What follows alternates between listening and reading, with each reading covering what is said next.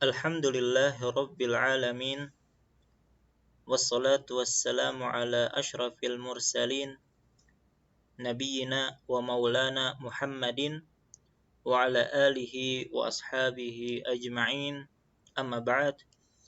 Fa ikhwati wa akhawati fillah, rahimani wa rahimakumullah. Kembali kita melanjutkan pelajaran kita dalam serial ilmu faraid, yaitu ilmu tentang tata cara membagikan warisan kepada ahli waris. Kita memasuki pelajaran yang kelima, yaitu tentang at-ta'sil atau mencari aslul mas'alah. Nah, pada pertemuan yang telah lalu, kita telah membahas tentang langkah-langkah menghitung warisan, ya. Pertama, kita kumpulkan ahli waris yang ada, kemudian kita membagikan atau menuliskan bagian-bagian setiap ahli waris, baik dengan fard atau ta'sib atau hajab. Nah, setelah itu baru kita mencari at-ta'sil, yaitu mencari aslul mas'alah. Nah, hanya saja kita mendahulukan bab at-ta'sil, yaitu mencari aslul mas'alah, daripada ashabul furud. Kenapa? Karena bab at-ta'sil akan senantiasa terulang pada setiap bab faraid. Jadi kita lebih dahulukan. Nah, jadi untuk mencari aslul mas'alah itu berarti kita sudah memasuki proses perhitungan. Ya, jadi yang kalau sebelumnya adalah hanya teori atau nazari, nah sekarang kita sudah mulai masuk pada hisab, yaitu perhitungan, ya. Jadi kita mulai tentang pembahasan at-ta'sil atau mencari aslul masalah. At-ta'sil adalah proses mencari bilangan terkecil yang bisa dibagi dengan penyebut yang ada pada furud. Kan furud itu pecahan, ya, ada setengah, seperempat, ya. Yang namanya pecahan itu ada pembilang, itu yang di atas, dan ada penyebut di bawah. Nah, ketika misalnya tergabung di dalam satu kasus itu beberapa furud, maka bagaimana atau angka berapa yang bisa kita cari atau kita dapatkan agar bisa dibagikan dengan semua penyebut yang ada pada furud. Nah, dalam ilmu matematika itu sering disebut dengan istilah KPK, kelipatan persekutuan terkecil. Jadi, sejatinya bab at-ta'sil itu adalah bab tentang mencari KPK, ya. Jadi bagi yang paham matematika, ya, dan tahu cara mencari KPK, maka sebenarnya dia sudah paham tentang bab at-ta'sil. Hanya saja kita ingin menyebutkan tentang bagaimana ulama faraid di dalam mereka menyebutkan KPK atau menyebutkan asul masalah, ya. Baik. Bab ini terbagi menjadi 4 bagian. Pertama, mencari aslul masalah ketika hanya terdapat asobah saja di dalam satu kasus. Jadi dalam kasus itu semuanya asobah. Ya, tadi asobah saja siapa? Para lelaki, ya. Kecuali tadi satu orang perempuan, yaitu wanita pembebas budak. Nah, bagaimana kalau ternyata dalam satu kasus semuanya asobah, tidak ada ashabul furud? Maka bagaimana aslul masalahnya? Kedua, mencari aslul masalah ketika hanya terdapat satu fard dalam satu kasus, ya. Kemudian mencari aslul masalah ketika terdapat dua fard dalam satu kasus, dan mencari aslul masalah ketika terdapat lebih dari dua fard dalam satu kasus. Nah, ini akan kita bahas satu per satu. Baik, sebelum kita masuk pada pembahasan tadi, kita ingin mengenal al-furud, bagian-bagian, dan usul masail, ya, atau usul masalah, aslul masalah, ya. Furud di dalam Al-Quran, bagian-bagian di dalam Al-Quran, ya itu ada 6 yang disebutkan oleh Allah Subhanahu wa Ta'ala. Berapa saja? Yaitu setengah, seperempat, seperdelapan, 2/3, sepertiga, dan seperenam. Ya, dalil-dalilnya sudah kita sebutkan pada pertemuan-pertemuan yang telah lalu. Ya, jadi ada 6 ini furud di dalam Al-Quran. Apabila dalam satu kasus dapat satu atau lebih ya dari furud yang tadi yang kita sebutkan ini, maka aslul masalahnya itu tidak keluar dari 7 angka berikut ini. Bisa 2, 3, 4, 6, 8, 12, atau 24. Tidak keluar dari 7 ini. Jadi kalau ada dalam satu kasus salah satu dari furud ya atau lebih, maka pokok masalahnya atau aslul masalahnya tidak keluar dari 7 angka ini. Ya, baik. Sekarang kita masuk pada pembahasannya. Mencari aslul masalah ketika hanya terdapat asobah. Apabila dalam satu kasus hanya terdapat ahli waris yang merupakan asobah. Apa asobah tadi? Yang tidak ada aturannya ya, yang warisannya tidak tentu. Maka aslul masalahnya diambil dari jumlah kepala-kepalanya. Dengan ketentuan, pertama apabila hanya terdapat satu orang saja, ya seseorang meninggalkan anak, ya seorang meninggalkan anak dan tidak ada yang lain, satu orang saja, maka semua harta diberikan kepadanya dan tidak perlu mencari aslul masalah, ya karena semua harta langsung dikasihkan kepada dia, tidak perlu hitungan bahkan. Ini pertama. Adapun yang kedua, apabila terdapat beberapa laki-laki saja, maka setiap orang dihitung satu kepala. Jadi kalau hanya laki-laki saja, asobah berupa laki-laki saja, maka setiap orang dihitung satu kepala. Nah, apabila terdapat laki-laki dan perempuan, maka setiap laki-laki dihitung 2 kepala dan setiap perempuan dihitung 1 kepala. Nah, jadi asobah itu akan ada bentuknya macam-macam. Ada asobah bin nafs, ya asobah yang berdiri sendiri seperti anak laki-laki, saudara laki-laki, paman, ya saudara seayah. Nah, mereka itu adalah asobah yang berdiri sendiri. Jadi kalau mereka saja, laki-laki saja, maka setiap mereka dihitung 1 kepala. Jadi asal masalahnya adalah jumlah kepala mereka. Tapi ada juga asobah yang itu terkumpul antara laki-laki dan perempuan. Seperti anak laki-laki dengan anak perempuan. Saudara laki-laki dengan saudari perempuan. Ya, kandung atau seayah. Cucu laki-laki dengan cucu perempuan. Nah, ini ada berpasangan ya, seperti ini. Ini juga disebut dengan asobah, tetapi disebut dengan asobah bil ghair. Taib, maka apabila terdapat laki-laki dan perempuan, maka setiap laki-laki itu dihitung 2 kepala dan setiap perempuan dihitung 1 kepala. Kita contohkan biar lebih mudah. Misalnya seseorang meninggalkan 5 anak laki-laki, maka semuanya asobah. Nah, karena semua laki-laki, maka setiap satu orang itu dihitung 1 kepala. 1, 1, 1 dijumlahkan 5. Maka pokok masalahnya atau aslul masalahnya adalah 5. Ya, gampang insya Allah.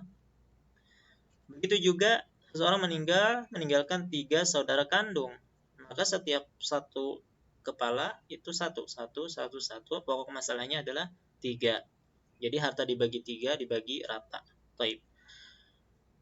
Misal, nah sekarang kalau tergabung antara laki-laki dan perempuan, anak laki-laki 2, anak perempuan 1, maka setiap laki-laki itu dihitung 2, setiap anak perempuan dihitung 1. 2, 2, 1 jumlahnya 5. Harta dibagi 5, setiap laki-laki memperoleh 2 dan perempuan memperoleh 1 bagian. Atau yang lain, saudara kandung dengan saudari kandung. Saudara kandung 2, saudari kandung 3. Ya, jadi setiap saudara kandung 2, 2, 1, 1, 1 jumlahnya ada 7. Jadi harta dibagi 7, setiap saudara kandung dapat 2 dan saudari mendapat 1. Nah, niat kalau di dalam satu kasus itu hanya terdapat asobah. Coba lihat ya, asobah. Tidak ada setengah, tidak ada seperempat, tidak ada seperenam dan seterusnya. Taib. Nah, sekarang kita berpindah pada mencari aslul masalah ketika hanya terdapat satu fard dalam satu kasus. Ya, apabila dalam satu kasus hanya terdapat satu fard, maka aslul masalahnya diambil dari penyebut fard tersebut. Yang di bawah itu kan penyebut. Kita contohkan. Seorang meninggalkan si fulan dan si fulan. Nah, tentunya kita tidak sebutkan biar tidak membingungkan ya. Jadi yang jelas ada si fulan dan si fulan. Si fulan peroleh setengah dan yang lain peroleh sisa. Maka dalam kasus ini hanya terdapat satu fard yaitu setengah. Ya, fard itu ada pembilang dan penyebut. Yang mana asal masalahnya adalah penyebutnya yaitu 2. Maka pokok masalahnya 2, setengah dari 2 1, sisanya 1. Ya, begitu juga ada seperempat dan sisa. Jadi ambil penyebutnya ya, karena hanya satu fard jadi ambil langsung penyebutnya. Jadi 4. Seperempat 4 1, sisanya 3. Seperdelapan dengan sisa, maka 8. Seperdelapan 1, sisanya 7. Begitu juga untuk 2/3. 2/3 dan sisa, maka di sini ada 2/3. 3 itu penyebutnya, pokok masalahnya adalah 3. 2/3 adalah 2. Bagaimana kita memperoleh 2? Pertama, 3 dibagi 3, 1 dikalikan 2. Ya, maka dapat 2, sisanya 1. Sepertiga begitu juga, pokok masalah 3. Sepertiga 1, sisanya 2. Seperenam juga begitu, pokok masalah 6. Seperenam 1, sisanya 5. Ini gampang ya. Yang jelas kalau di dalam satu kasus terdapat satu fard, langsung asal masalahnya dari penyebut fard tersebut. Taib. Sekarang bahasan selanjutnya yaitu mencari aslul masalah ketika terdapat 2 fard dalam satu kasus. Nah, ini perlu diperhatikan ya, karena ini sangat penting. Ya. Apabila dalam satu kasus terdapat 2 fard, maka kita bandingkan kedua penyebut dari kedua fard tersebut. Misalnya setengah seperempat, yang kita perhatikan apa? Penyebutnya 2 dengan 4. Setengah-setengah berarti kita perhatikan 2 dengan 2. Seperti itu ya. Jadi selalu lihat penyebutnya. Jadi maka kita bandingkan kedua penyebut dari kedua fard tersebut. Jadi ada 2 angka kan, dan hubungan 2 angka itu tidak keluar dari 4 keadaan atau 4 kemungkinan. Apa saja? Pertama, tamasul, yaitu kedua penyebut adalah angka yang sama. Ya, misalnya 2 dengan 2, setengah-setengah, misalnya 2 dengan 2.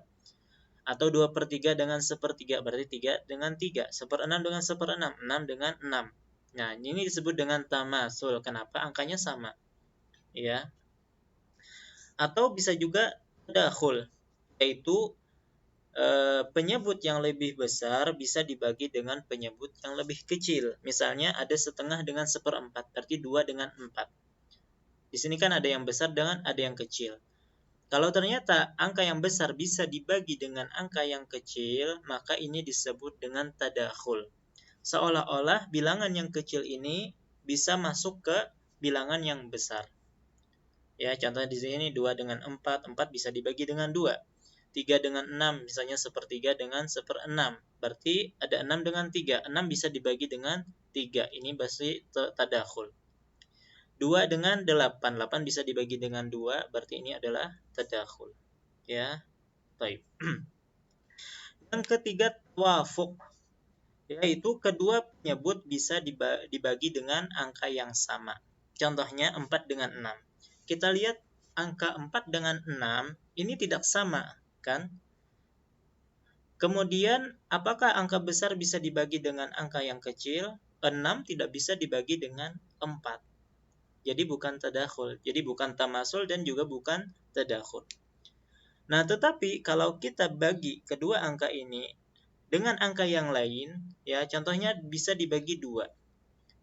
Ya, 4 bisa dibagi 2, 6 bisa dibagi 2. Maka kedua angka ini tawafuk, ya, bersepakat bisa dibagi dengan angka 2. Maka ini apa disebut dengan tawafuk.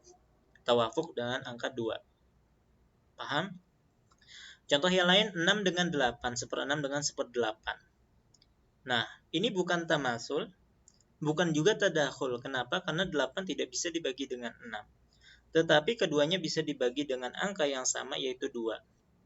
Ya, 8 bisa dibagi 2, 6 bisa dibagi 2. Maka mereka bersepakat yatawafaq fi isnain. Ya, paham? Nah, ini disebut dengan tawafuk. Adapun yang terakhir yaitu tabayun, yaitu kedua angka penyebut saling berselisih. Artinya bukan tamasul, bukan tadakhul, bukan tawafuk. Contohnya 2 dengan 3. 2 dengan 3 bukan tamasul. Ya, bukan tadakhul. Kenapa? Karena 3 tidak bisa dibagi dengan 2. Dan juga bukan tawafuk. Kenapa? Karena tidak bisa dibagi dengan angka yang sama. Ya, adapun 1 ya semua angka bisa dibagi dengan 1, tapi tidak bisa atau tidak dianggap 1. Ya, artinya kalau coba kita bagi dengan 2, 2 bisa dibagi dengan 2, tetapi 3 tidak bisa dibagi dengan 2. Maka ini adalah tabayun. Dan kaidah, setiap angka yang berurutan 2 dengan 3, 3 dengan 4, 4 dengan 5 dan seterusnya itu pasti tabayun. Ya. Jadi 2 dengan 3 tabayun, 3 dengan 4 tabayun, 3 dengan 8 coba. Tamasul? Enggak, tidak sama ya. Tadakhul 8 tidak bisa dibagi dengan 3. Tawafuk juga tidak bisa dibagi dengan angka yang sama. Dibagi 2, 3 tidak bisa dibagi dengan 2. Maka kedua angka ini adalah tabayun. Nah, jadi hubungan dua angka itu tidak keluar dari 4 keadaan, bisa tamasul, tadakhul, tawafuk, tabayun, ya. Hubungan ya 4 hubungan inilah yang disebut dengan an-nisab al-arba'. Nah, ingat ini an-nisab al-arba' sangat penting untuk dipahami baik-baik. Kenapa? Karena akan senantiasa terulang dan terus terulang, ya. Kalau kita tidak paham apa itu tamasul, kalau kita tidak paham apa itu tadakhul, tawafuk, tabayun, akan susah. Jadi mohon untuk hal ini benar-benar dikuasai, ya.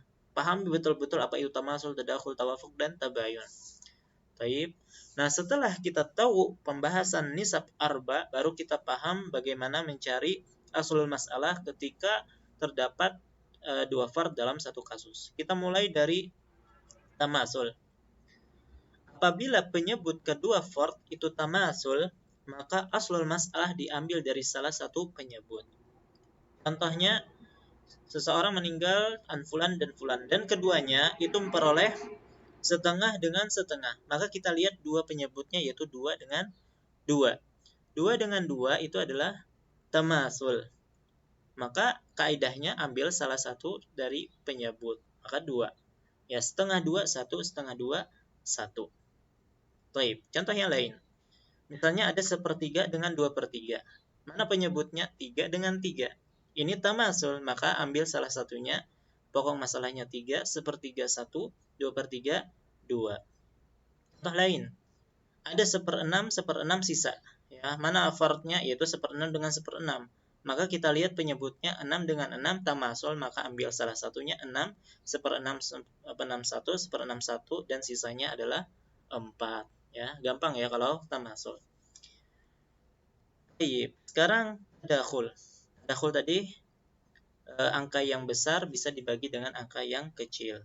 Apabila penyebut kedua fard itu tadakhul, maka aslul masalah diambil dari penyebut yang paling besar. Contohnya, fulan, fulan, fulan, setengah, 1/4 sisa. Di sini ada dua fard, yaitu setengah dengan 1/4. Maka kita lihat penyebutnya, ada 2 dengan 4. 2 dan 4, angka yang besar yaitu 4 bisa dibagi dengan angka yang kecil yaitu 2. Maka keduanya adalah tadakhul. Nah, kalau keduanya tadakhul, kaidahnya aslul masalah diambil dari penyebut yang paling besar, yaitu 4. Ya, setengah 4 itu 2, 1/4 4 1, sisanya 1. Ya, wadah. Ada 1/3, 1/6 ada sisa. Nah, 6 dengan 3 tadakhul. 6 bisa dibagi dengan 3. Maka pokok masalahnya penyebut yang paling besar yaitu 6. Sepertiga 2, seperenam 1, sisanya 3. Ada 1/8 dengan 1/2. 8 bisa dibagi dengan 2. Maka ambil yang paling besar yaitu 8. 1/8 itu 1, setengah itu 4, sisanya 3. Ya, mudah insyaallah. Baik. Nah, untuk tawafuk ini perlu diperhatikan karena sedikit ada kerumitan ya, walaupun mudah juga sebenarnya. Apabila penyebut kedua fard tawafuk yang tadi yang bisa dibagi dengan angka yang sama tadi ya, maka aslul masalah diambil dari hasil kali antara penyederhanaan salah satu penyebut yang diistilahkan dalam ilmu faraid itu wifq dengan bilangan sempurna dari penyebut yang lain. Oh, ini maksudnya apa? Kita contohkan saja agar lebih mudah. Misalnya seorang meninggal, fulan fulan fulan, ada yang 1/4, 1/6, ada yang sisa. Maka di sini ada dua fard yaitu 1/4 dengan 1/6. Kita lihat dari penyebut yaitu 4 dengan 6. 4 dengan 6 bukan tamasul, bukan tadakhul, tetapi bisa dibagi dengan angka yang sama yaitu 2. Berarti tawafuk. Nah, bagaimana kita mencari aslul masalah apabila kedua penyebut tawafuk? Pertama kita lihat dua angka, ada 4 tadi kan, ada 6. Ini bisa dibagi dengan angka yang sama yaitu 2. 4 dengan 6 ini disebut dengan penyebut yang sempurna ya. Ya karena 4 dan 6 sempurna. Taib, dan keduanya ini bisa dibagi dengan angka yang sama yaitu 2. 2 inilah yang disebut dengan FPB. Ya, faktor persekutuan terbesar yang di dalam bahasa Arab yang disebut dengan qasim mushtarak akbar. Taib. Nah, cara menghitung tawafuk kita bagikan 4 dengan 6 ini dengan 2. 4 dibagi 2, 2. Jadi sederhananya itu 2. Jadi 2 itu penyederhanaan dari 4. Begitu juga 6 bagi 2 adalah 3. 3 ini penyederhanaan dari 6. Penyederhanaan ini disebut dalam ilmu faraid dengan wifq. Jadi 2 itu wifqu arba'ah, 3 itu wifqu sittah. Ya. Penyebut yang telah disederhanakan yang disebut dengan wifq. Kaidah di dalam tawafuk adalah hasil kali dari penyederhanaan salah satu penyebut, jadi wifq salah satunya dikalikan dengan bilangan sempurna dari penyebut yang lain. Artinya kita kali silang 2 yaitu yang merupakan penyederhanaan dari 4 dikalikan dengan 6. Ya, itu berapa? 12. Atau 3 dikalikan dengan 4 yaitu 12 juga. Jadi sama. Jadi pokok masalahnya adalah 12. Yang jelas kedua bilangan atau kedua penyebut itu kita bagi 2, hasilnya kita kalikan silang. Ya, jadi pokok masalahnya ada 12, 1/4 12 3, 1/6 12 2, sisanya adalah 7. Baik, kita contohkan contoh yang lain biar lebih jelas. Misal ada 1/8 dan 1/6. Ya, maka kita ambil angka 8 dengan 6. Keduanya bisa dibagi dengan 2. Ini disebut dengan penyebut yang sempurna ya, 8 dengan 6. Keduanya bisa dibagi dengan 2 yang disebut dengan FPB. 8 bisa dibagi 2 sama dengan 4. 6 juga dibagi 2 sama dengan 3. Ya, ini adalah yang disebut dengan wifq. Ya. Maka kalikan silang 4 dikali 6, 3 dikali 8, 24. Nah, 1/8 dari 24 adalah 3, 1/6 dari 24 adalah 4. Ya, sisanya adalah 17. Ya, gampang ya insyaallah. Baik. Dan yang terakhir dari nisab arba yaitu tabayun. Apabila penyebut kedua fard itu tabayun, maka aslul masalah diambil dari hasil kali antara kedua penyebut. Ya, jadi langsung dikalikan saja kalau itu tabayun. Contohnya, ada 2/2 ya atau setengah dengan 1/3. Jadi ada 2 dengan 3. 2 dengan 3 ya angka yang berurutan, berarti tabayun. Maka kaidahnya dikalikan saja 2 dikali 3 maka 6. Ya, 1/2 6 adalah 3, 1/3 6 adalah 2, dan sisanya adalah 1. Contoh yang lain. Ada sepertiga dengan seperempat. 3 dengan 4. Tabayun, nadrib. Jadi kalikan saja 12. 12 bagi 3, 4. 12 bagi 4, 3. Sisanya adalah 5. Ada 1/8 dengan 2/3. Jadi ada 8 dengan 3. Keduanya tabayun. Kita kalikan hasilnya 24. 1/8, 24, 3. 2/3, 24 ada 16. Nah, bagaimana dapat 16? 24 bagi 3, 8. Dikalikan 2, 16. Ya. Sisanya adalah 5. Ya, paham? Insyaallah. Baik. Baik, sekarang pembahasan. Nah, kesimpulan dari nisab arba, kaidahnya adalah apabila penyebut kedua fard tamasul sama, maka asal masalah diambil dari salah satu penyebut. Apabila penyebut kedua fard tadakhul, maka asal masalah diambil dari penyebut yang paling besar. Apabila penyebut kedua fard tawafuk, maka asal masalah diambil dari hasil kali antara penyederhanaan salah satu penyebut wifq dengan bilangan sempurna dari penyebut yang lain. Ya, kalau bahasa Arab itu wifqi ahadihima fi kamilil akhar. Ya, hasil kali dari wifqi ahadihima, jadi hasil penyederhanaan salah satunya dikalikan dengan penyebut yang sempurna. Ya, tapi kalau nggak paham tadi dikalikan silang, ya, sebagaimana yang kita jelaskan.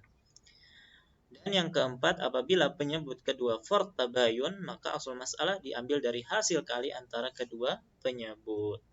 Baik.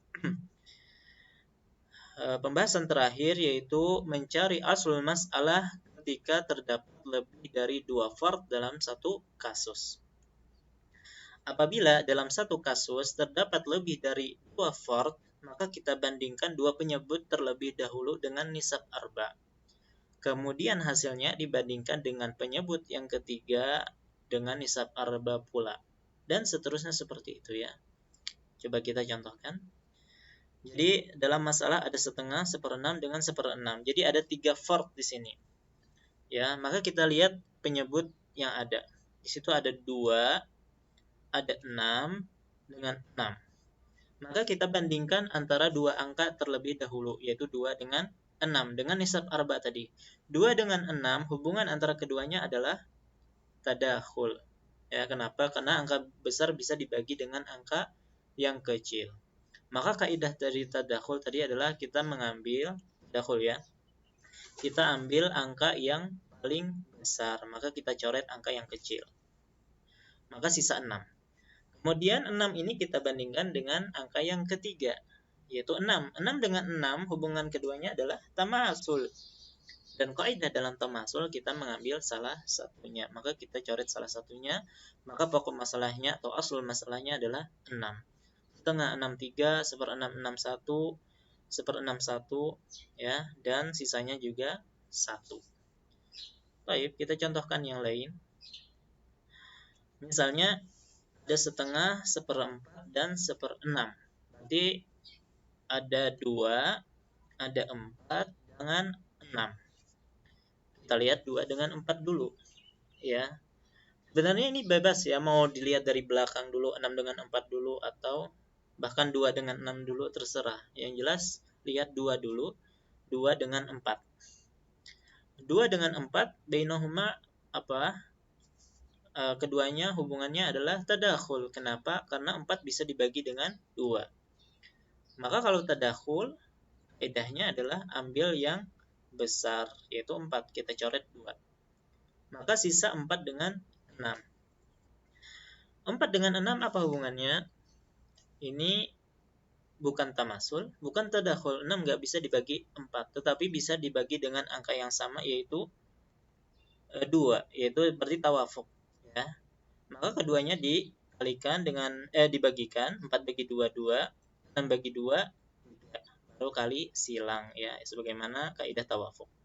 2 kali 6 12, 3 kali 4 12. Maka pokok masalahnya adalah 12.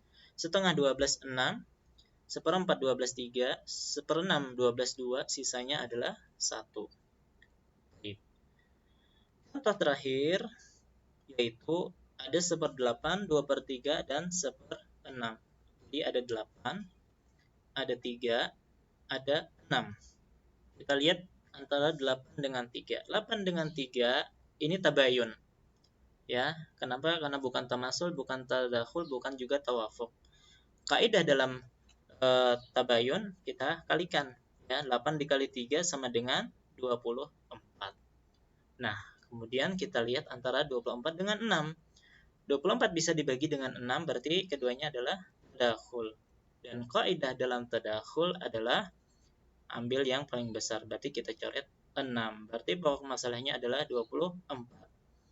48 24 3, 23 24 16, 1/6 4, dan sisanya 1. Nah, ini adalah ya pembahasan kita dalam bab at-ta'sil, yaitu mencari aslul mas'alah. Nah, ketika kita sudah paham bab at-ta'sil ini, maka kita bisa mulai masuk kepada bab ashabul furud, ya, yaitu ahli waris yang memperoleh bagian-bagian tertentu. Insya Allah kita akan mulai dari setengah, kemudian 1/4, 1/8, kemudian 2/3, 1/3, kemudian 1/6. Ya, wallahu taala a'lam.